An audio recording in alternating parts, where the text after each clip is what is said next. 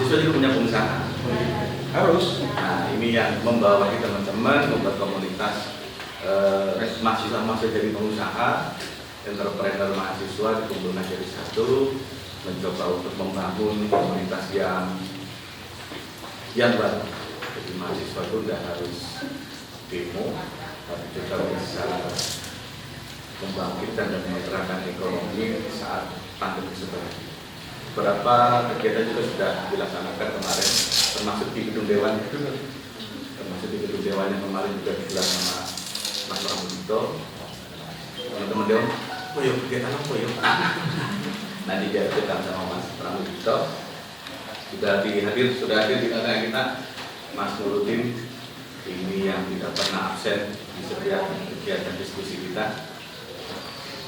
Sudah ini yang kali keempat kita menggelar diskusi Ranperda yang tengah dibahas teman-teman kasus di DPRD Kota Malang. Alhamdulillah, mudah-mudahan bisa menghasilkan pemikiran-pemikiran yang baru, menjadi masukan-masukan yang lebih baik lagi untuk pembahasan di Ranperda Kepemudaan. Ranperda Kepemudaan ini pansusnya juga Komisi D DPRD Kota Malang. Saya perkenalkan, saya Mehani, sekretaris redaksi Mampos. Di sebelah kiri saya Pak Fantri, wakil pemimpin redaksi Mampos. Sudah itu Mas Firman yang foto, fotografernya. Yang di bawah ada Mas Siska, Mbak Siska, ada penanggung jawab diskusi, ada Mas John Silintan ini Mas John penanggung jawab. Setiap diskusi pokoknya dia bertanggung jawab. Diskusi apa? Itu kira-kira yang perlu kita perkenalkan. Harusnya juga ada kita mengundang NCF, Malang Creative Fusion, tapi tidak tahu hari ini kok masih belum hadir. Mudah-mudahan di tengah perjalanan nanti bisa hadir. Mas Pikinya atau yang lainnya, karena di NCF juga banyak komunitas, ada ADGI, ada komunitas film, ada komunitas gamer, macam-macam. Saya kira mudah-mudahan meskipun NCF belum hadir, tidak mengurangi jalannya diskusi kita pada siang hari ini. Untuk pembukaan awal diskusi, dan memberikan kesempatan kepada Ketua Pansus terlebih dahulu untuk memberikan pengantarnya. Kira-kira ya apa sih Ranperda Kepemudaan ini arahnya mau dibawa kemana? Apakah ini juga bagian dari setelah 1 abad Kota Malang moro-moro ono undang-undang kepemudaan, Ranperda Kepemudaan yang selama ini belum pernah ada. Jadi pemuda ada di apa soalnya. Ya, monggo Mbak Ania. Namo Buddhaya, salam kebajikan terkait. Kebetulan ini untuk Ranperda Kepemudaan ini kebetulan saya saat ini adalah ketua pansusnya. Wakil ketua pansusnya Bapak Suryadi, tapi mungkin masih sedang ada jalan.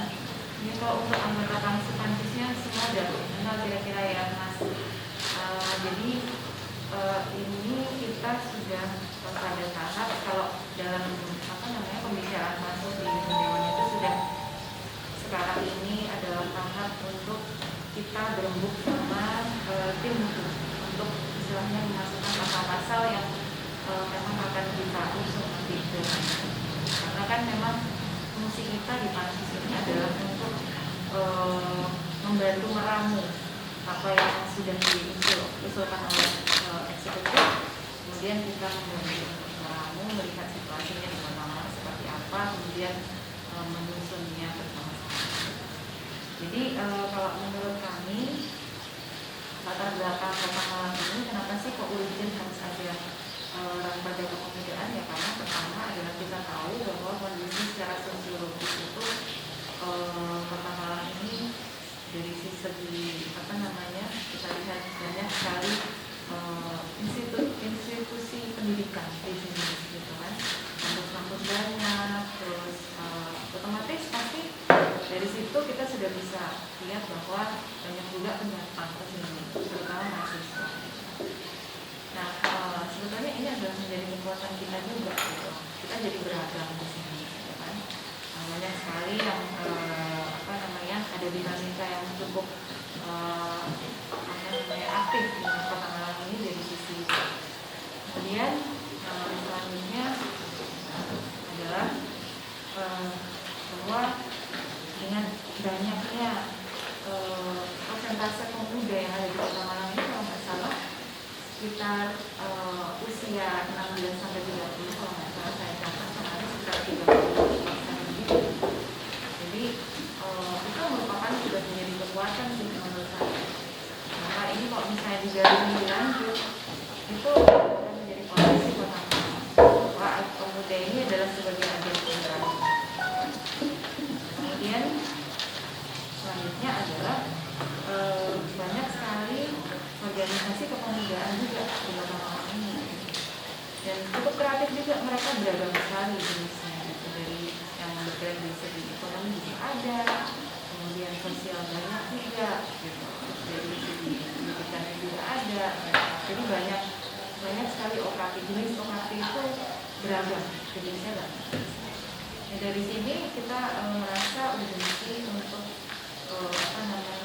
mewujudkan sebuah lembaga kepemudaan yang bisa memfasilitasi semua aspek itu tadi yang sudah saya sebutkan. Jangan sampai kemudian ada salah satu aspek yang ketinggalan, unsur yang ketinggalan di kepemudaan itu. Maka sebisa mungkin kita buat perda ini sesuai dengan kearifan lokal yang ada di Malang, tidak meninggalkan kearifan lokal yang ada di Malang. Nah, dari modal yang sudah kita dapat dari eksekutif, kemudian dari tim hukum, kemudian kemarin kita juga sudah sempat berdialog dengan beberapa, mungkin dari segi waktu sih kita juga cukup terbatas kemarin, sehingga mungkin ada beberapa yang mungkin belum kita sempat ajak bicara. Tapi sebetulnya saya sudah membuka seluas-luasnya, artinya ide-ide, masukan-masukan untuk kami. Karena memang ini ya, kita membuat perda ini ya memang untuk balik lagi kepada yang kita fasilitasi ya pemuda-pemuda itu. Jangan sampai ada usulan-usulan atau pokok-pokok pikiran yang kita belum usut. Jadi kemarin sudah ada KNPI, terus kemudian ada narasumber juga dari UM kita undang, kemudian ada beberapa stakeholder yang lain yang sudah datang, termasuk tidak ketinggalan kaum disabilitas. Nah, ada beberapa poin penting yang menurut saya kemarin bisa diambil dari kalau nggak salah 3 hari ya kita audiensi ya. 3 hari itu audiensi, 2 hari bersama stakeholder, yang 1 hari bersama akademisi.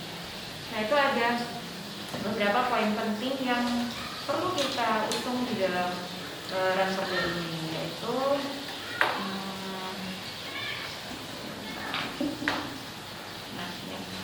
jadi kalau dari segi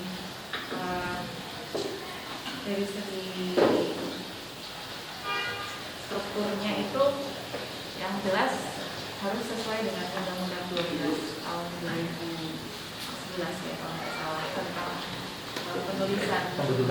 Iya, harus sesuai dengan itu. Itu ada beberapa, ya itu sih tentang susunan dalam ranperda itu. Kemudian selanjutnya adalah apa sih tanggung jawab, kemudian peran serta dari pemerintah Kota Malang, itu yang belum kelihatan. Kemudian yang kedua adalah mau dibuat kemana nih kepemudaan ini. Jadi dari pengembangannya, kemudian dari penyadarannya, pemberdayaannya, nah itu ada beberapa poin-poin penting di situ. Kemudian selanjutnya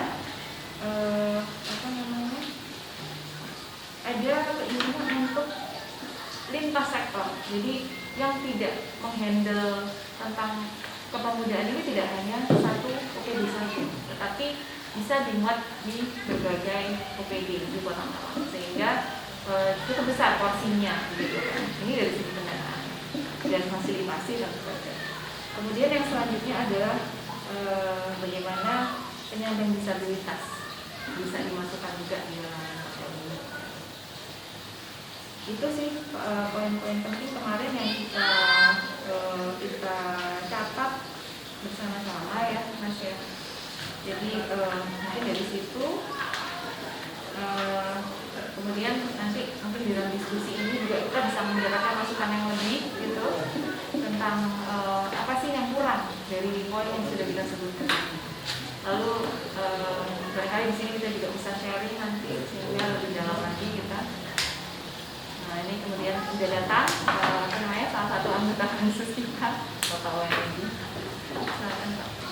Mungkin itu aja sih Mas dari saya sebelumnya tentang kondisi apa yang sudah kita kerjakan dan beberapa poin yang ingin kita.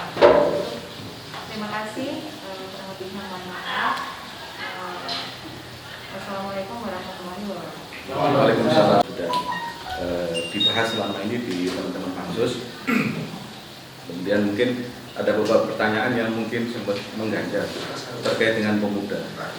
Seringkali definisi pemuda ini kan masih kadangkala ya masih banyak mempertanyakan soal kepemudaan. Pemuda itu sendiri. Kalau tadi disampaikan oleh Mbak Mia tadi, pemuda dikategorikan usia dari 16 sampai dengan 30 tahun. Padahal kondisi sekarang di OKP sendiri itu hampir ada yang sudah tua tetap pemuda terus. Tetap pemuda. Jiwanya yang muda. Iya, namanya tuh generasi muda. Tapi anggotanya sudah di atas 40 tahun semua. Tapi tetap muda terus. Nah itu. Kemudian juga apakah nanti itu tidak bertentangan dengan Undang-Undang Perlindungan Anak terkait dengan anak? Kalau 16 tahun kan masih anak. Di Undang-Undang Perlindungan Anak kan 16 tahun masih anak dan tidak boleh, masih belum menikah. Ini kalau disebutkan di situ 16, kalau di Undang-Undang Perlindungan Anak 18. Kemudian ada lagi di bonus demografi kriterianya beda lagi. Usia produktif mulai 18 sampai dengan 45 sampai 64. Di bonus demografi itu usia produktif itu dari 15 sampai dengan 64. Di bonus demografi 15, di tadi di Ranperda itu 16, kemudian di Undang-Undang Anak Perlindungan Anak itu 18. Nah, untuk menyatukan meramu definisi pemuda yang pas itu usia di mana? Misalnya, kemudian ada organisasi kepemudaan yang menggunakan anggaran APBD yang tidak sesuai dengan perda. Perdanya 16 sampai dengan 30 tahun, tapi yang menggunakan anggarannya melebihi daripada definisi sesuai dengan yang ada dalam perda. Nanti ada implikasi hukumnya apa enggak? Berarti kan tidak tepat sasaran dan tidak sesuai dengan aturan. Terus siapa nanti yang mengawasi ini? Apakah sudah ada juga masuk dalam pembahasan di teman-teman di Pansus? Kalau yang kemarin ditanyakan ya terkait dengan teman-teman mahasiswa yang dari luar, pemuda yang dari luar. Nah, kemudian juga di definisi yang paling mendasar soal pemuda itu tadi. Masing-masing punya definisi sendiri. Perlindungan anak punya sendiri. Di Undang-Undang Kepemudaan juga ya. Saya kira di Undang-Undang Kepemudaan juga sama 16 sampai dengan 30 tahun. Di Bapenas di demografi itu 15 sampai dengan 64 usia produktif. Saya kira itu mungkin sudah dibahas di teman-teman pansus. Monggo Mas Farid.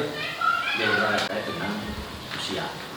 Kalau patokan di bukan perda yang sudah kita bahas ini, kita ikut undang-undang. Karena posisi perda ini kan turunan dari undang-undang yang ada di atasnya. Sehingga kita tetap menggunakan patokan sampai batas usia maksimal 30 tahun.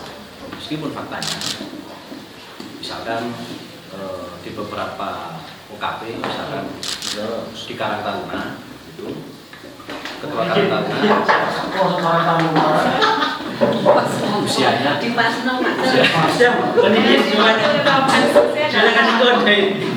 usianya di atas 30 tahun. Kalau nggak salah kan 37 Mas.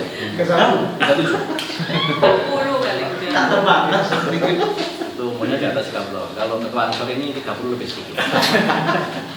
Nah ini memang problematika yang ada di lapangan. Artinya ada yang salah entah dari bahasa undang-undang, atau kemudian ada yang salah dari sisi sistem kaderisasi di internal lembaga itu. Tapi seperti yang disampaikan oleh Mas Muhaimin, bahwa semangat dari sahabat-sahabat ini terlepas dari berapapun usia, mereka memang masih layak dikatakan pemuda. Seperti semacam tadi malam kan ada acara resepsi kepemudaan. Oh itu umur 50 masih pemuda. Saya umurnya 50 tahun, tapi saya masih pemuda. Nah ini kan kalau hanya definisi kepemudaan hanya di level usia dari satu sudut pandang usia, yang Mas Suyadi tidak layak dikatakan pemuda. Saya juga sama. Cuma dari sisi kebutuhan lembaga atau organisasi yang berbeda-beda itu mau tidak mau, dan ini mewakili nama lembaga yang kemudian berada di bawah naungan organisasi kepemudaan, ya tetap mereka itu adalah ya, sudut pandang yang kita ambil per hari ini kita mengambil sesuai dengan undang-undang. Kemudian kemarin sedang kita perjuangkan adalah terkait dengan hadirnya campur tangan pemerintah dalam kemudian mengembangkan organisasi kepemudaan, organisasi kepemudaan apapun, entah yang sifatnya nasionalisme, kemudian sifatnya kreativitas, sifatnya apa yang namanya ekonomi, semua ini harus disentuh oleh pemerintah. Nah, pemuda ini bagian dari masyarakat, dan masyarakat ini wajib merasakan hadirnya pemerintah. Jangan kemudian OKP-OKP ini dibiarkan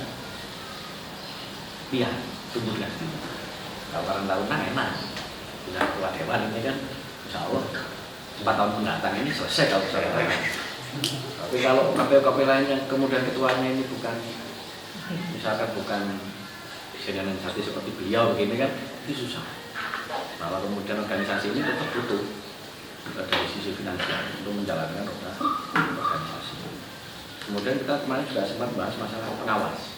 Ketika ini dana itu turun dari Pemkot, kemudian dimanfaatkan oleh teman-teman yang ada di UKP, sistem pelaporannya bagaimana? Di situ sudah terjawab. Nanti akan ada lembaga pengawas yang memang khusus mengurusi masalah ini. Bahkan organisasinya akan dibimbing. Ini dana ini bisanya berapa aja. Kemudian proses SPJ-nya itu seperti itu. Semuanya ada di Bintang. Yang terakhir, ngomongkan pada kepemudaan ini mungkin hal yang sudah lama kita nanti-nanti. Dari banyak UKP saya pikir memang menunggu hadirnya Raperda Kepemudaan. Tapi tidak hanya anak-anak yang diperhatikan. Kalau kemarin ini kan katanya kota layak anak kan. Mas Suyadi ini besok visinya adalah Kota Malang itu kota layak pemuda. Jadi kita doakan beliau besok bisa menyusul menjadi suksesor seniornya Mas Suyadi. Amin. Intinya kita dari kantor kemarin mensupport penuh, bahkan beberapa masyarakat sudah banyak kita dapatkan dari UKP terutama KMTI. Harapannya nanti memang Perda Kepemudaan ini betul-betul menjadi payung hukum yang pertama alhamdulillah di tahun ini di periode ini bisa. Terima kasih. Assalamualaikum warahmatullahi wabarakatuh. Kesempatan terlebih dahulu untuk bicara. Karena ketua Karangtaruna baru datang. Langsung Pak.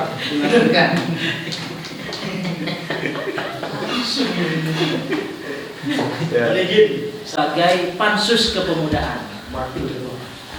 Kemudian kalau hal-hal yang lain, saya kira itu bagian dari hadiah. Nah, kami dari pansus kepemudaan ini memang sudah banyak hal bertemu dengan berbagai instansi, termasuk juga dengan unsur-unsur kepemudaan yang ada di Kota Malang ini. Dan kali ini kami memang berkesempatan untuk bertemu dengan media, karena kami memandang juga media bagian dari pilar keempat demokrasi kita.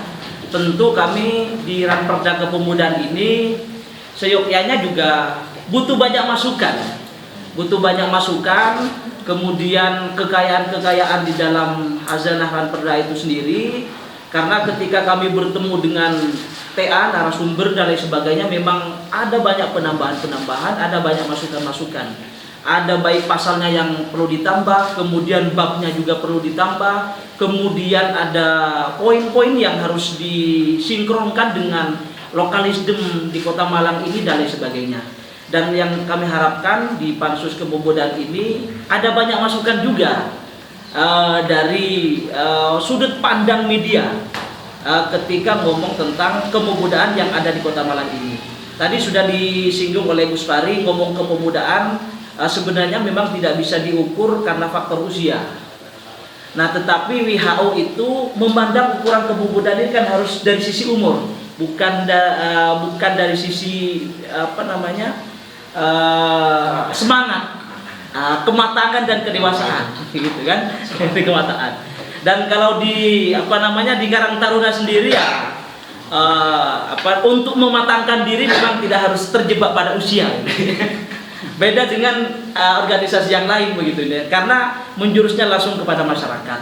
Nah, oleh karena itu, karena memang ini adalah sifatnya terbuka, kemudian transparan untuk membedah tentang Ranperda Kepemudaan ini, dan saya kira dari pimpinan New Malang Post ini saya kira juga sudah mengamati dan kemudian membaca di dalam Ranperda itu sendiri.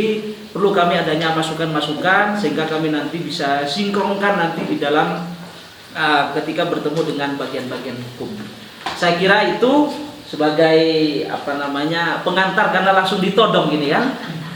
Belum paham keseluruhan yang masih terkait dengan alur diskusi pada kesempatan kali ini. Saya kira itu, Mas.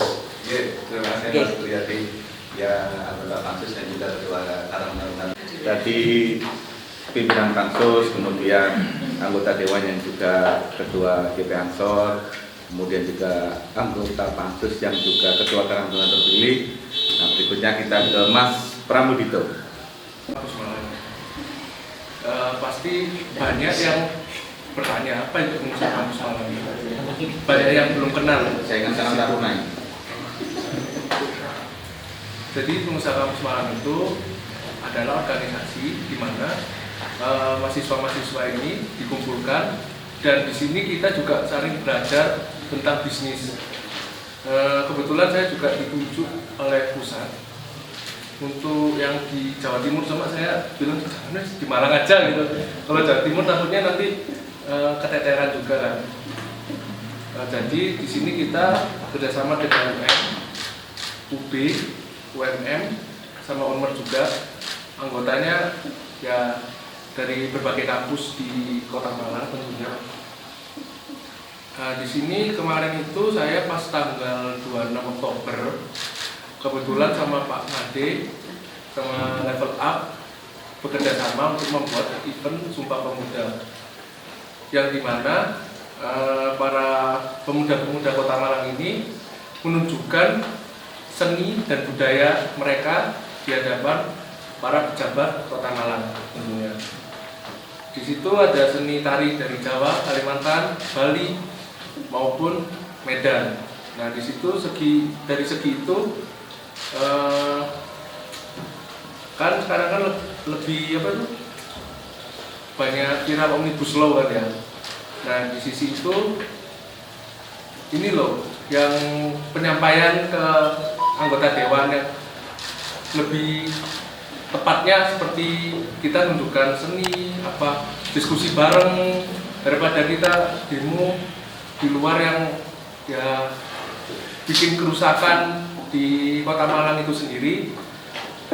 Dengan kita itu lebih baik ya buat acara seperti Sumpah Pemuda kemarin itu tanggal 26 Oktober di gedung anggota dewan.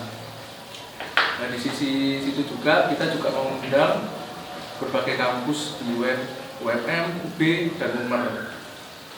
Dan alhamdulillah acaranya lancar. Ya cuma ada sedikit